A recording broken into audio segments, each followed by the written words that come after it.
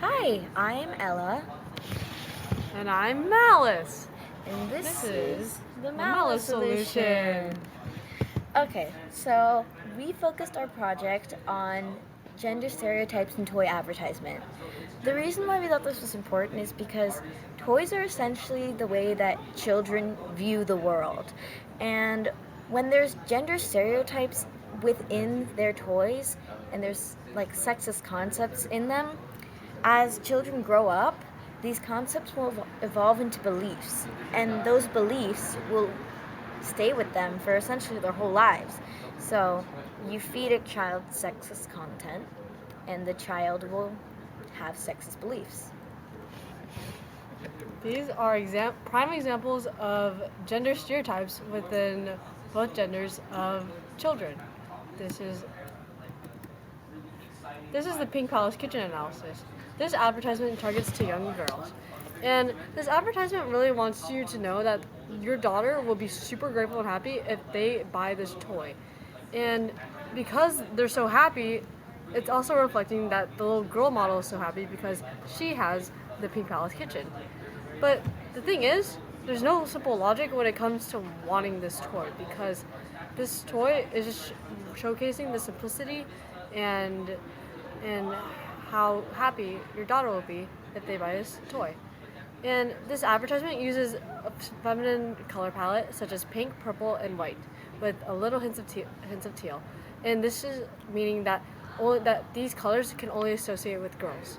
And this ad uses bubbly Comic Sans font because this font means that this advertisement wants to recognizes the children and the youth within a child and how it wants to connect to their audience better.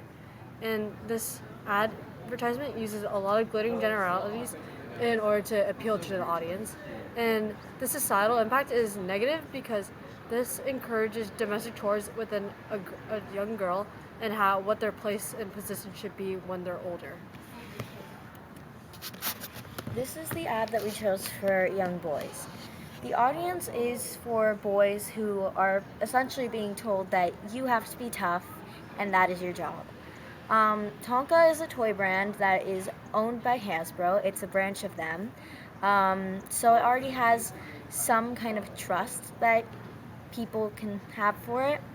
Um, and when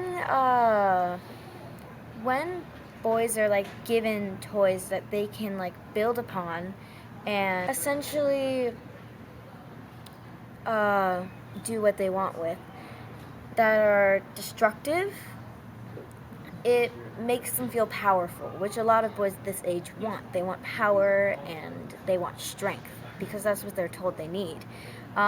But clearly, many boys at this age aren't powerful. Like, a 5-year-old boy isn't going to be doing construction. He's not going to be fighting, you know? Like a lot of the toys at their age would advertise. The colors are yellow, which is mainly due to the construction that is pulled into the theme of the toy, but it also conveys joy, and children are found to like the color yellow because of how happy it is. And then the black bold text really stands out against the white background.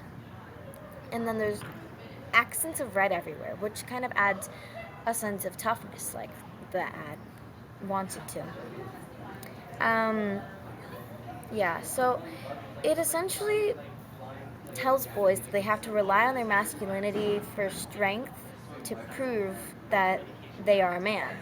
Um, and so there's like tons of glittering generalities, like this is for tough guys, ask your little toughie, and like it just doesn't really make any sense in terms of their target audience.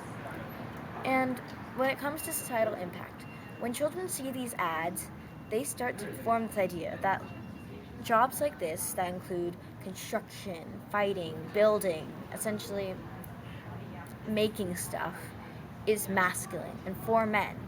And when they grow up, that's what they think too. Like, oh, this job is for men because this toy was for men.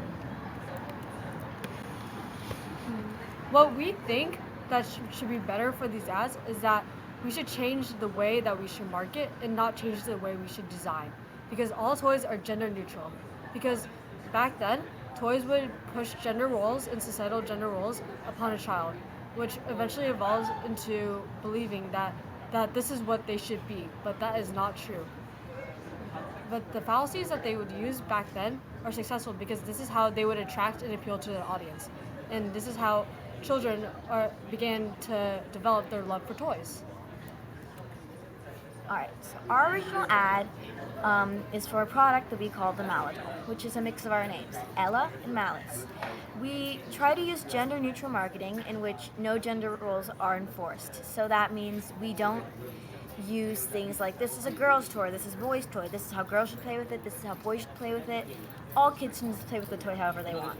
We use diversity so that any child can look at the toy and look at the advertisement and say, hey, that kid kind of looks like me. Even if they're not fully like them, they can see similarities and they can want similarities. We use nostalgia, like we use old-timey music in the background and pixelated text because that's things that parents can relate to. Like they like the music and the text is familiar to them. So they see this and they're like, yeah, I want that for my kid because that's something that I had, which we found is probably the reason why a lot of these gender toys gets out to children, because parents have this precomposed idea in their minds and they're like, I want my children to be like me. And so we have our toy kind of appeal to parents as well. As for the colors, we use a rainbow palette because in our eyes, there's no colors that are limited to boys or girls. And rainbows appeal to children. Children like color.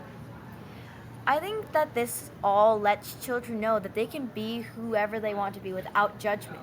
Because in the ad that we have, there is no judgment placed. If a girl wants to be a firefighter, or a boy wants to be a chef, or somebody even wants to be a fairy or a carrot, they can be that. And everybody supports them. And it's just fun because they're just kids and it's not that serious.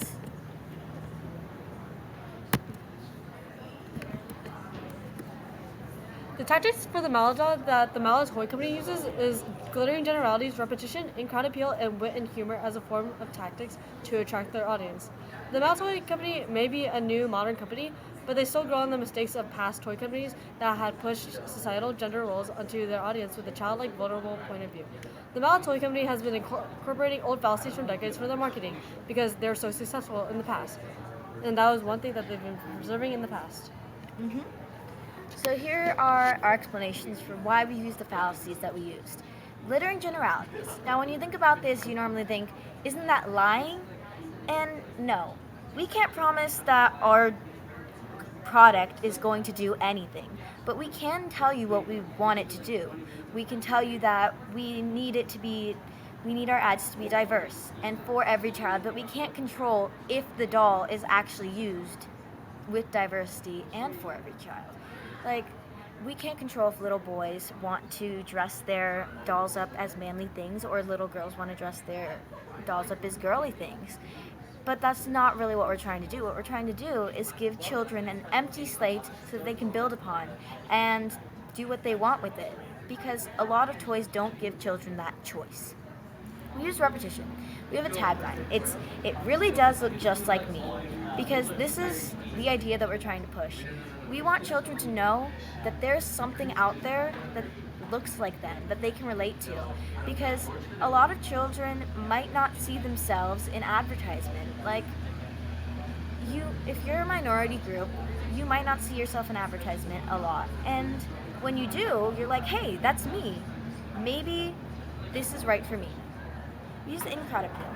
We have a total of 5 children in our advertisement, and these children are just normal kids, but they enjoy using this doll, and they play with the doll how it is intended to be played with, which is however you want it to be played with.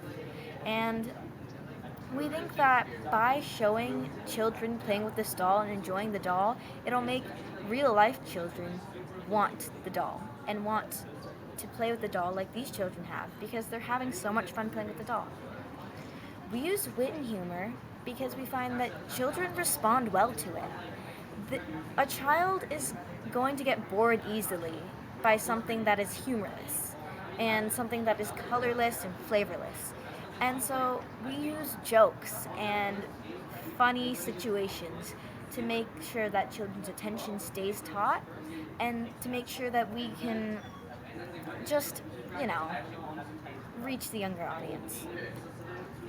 This is our works cited, and that's about it. Thank you. Thank you.